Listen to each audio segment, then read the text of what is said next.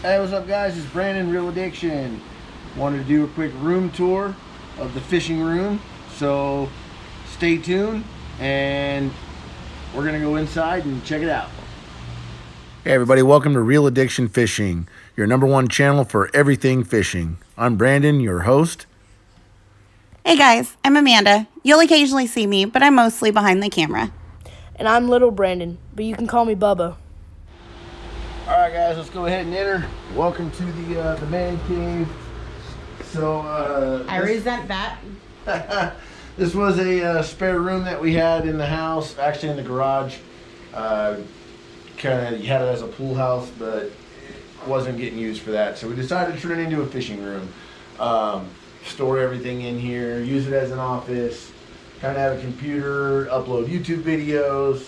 We got a TV, watch Wicked Tuna.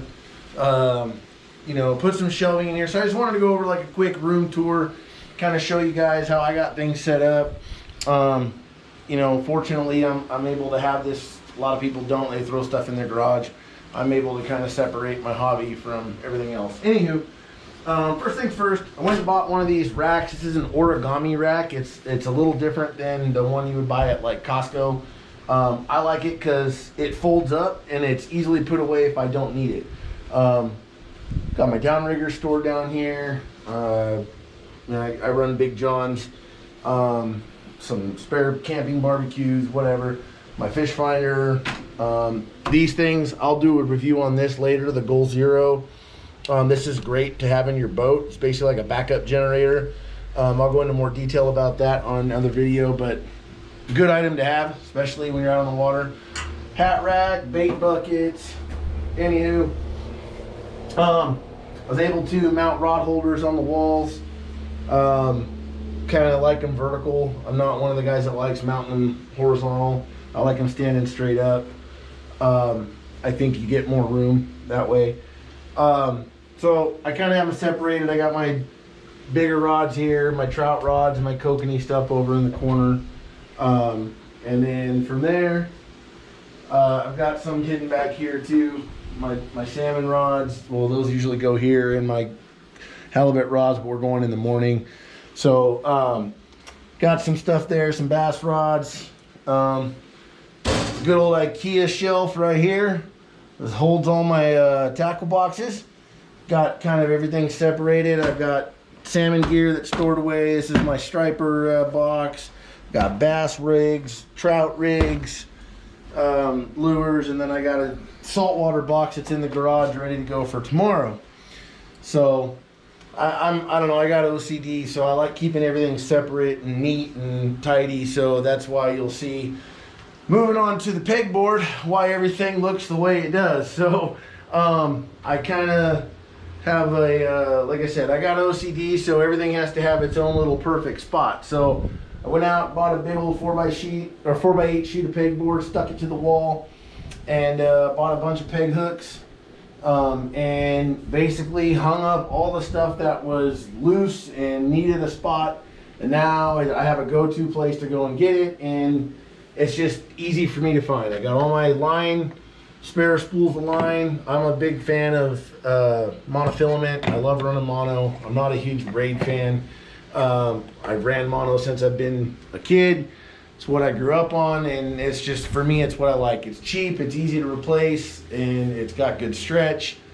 That's just me. Anyway, I kind of have an addiction to Yazuris, so I do have an abundance of Yazuri crystal minnows for striper season out here in the California Delta. These are kind of pricey, so I like having backups. Recently we got into the trolling for the halibut, so I bought some extra flashers, and you can't ever have enough. Same thing with the P-line squid, the sunrise squid. It's good to have for when you're trolling.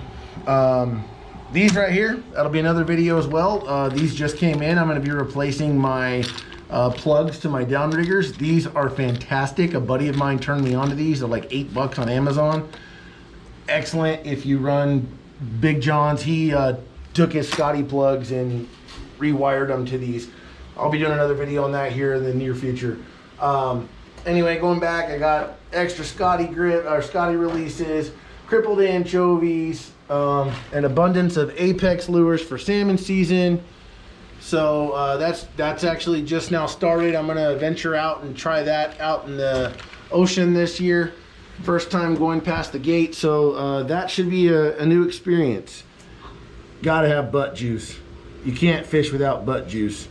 So ProCure scents, big fan of ProCure. They work really well. So again, I just have a little odds and ends all over the place. I got my boat key. Anyways, this is kind of how I have it set up. I got an Amazon Echo out here so I can listen to music. If you pan over this direction, this is kind of another IKEA type shelf. I keep all my crap in here. Like I said, it's pretty cool. I am fortunate to be able to keep everything in here. I keep all my fishing clothes out here, my bibs, my jacket, and it keeps it, you know, away from everything else and nice and clean, nice and tidy. And then usually the night before when we're gonna fish, I kind of just throw everything in the garage and you know, it's ready to go for the morning. So I have it and there it is. But before that, this was kind of the storage room, and as you can see, our garage is kind of tight with the jet skis in here. So having the room has definitely been beneficial, and I am glad that we made that decision to make this a fishing room. So I appreciate you guys watching. Keep commenting, liking, subscribing, bring your friends. Really appreciate it, and let me know what you want to see. Talk to you guys later.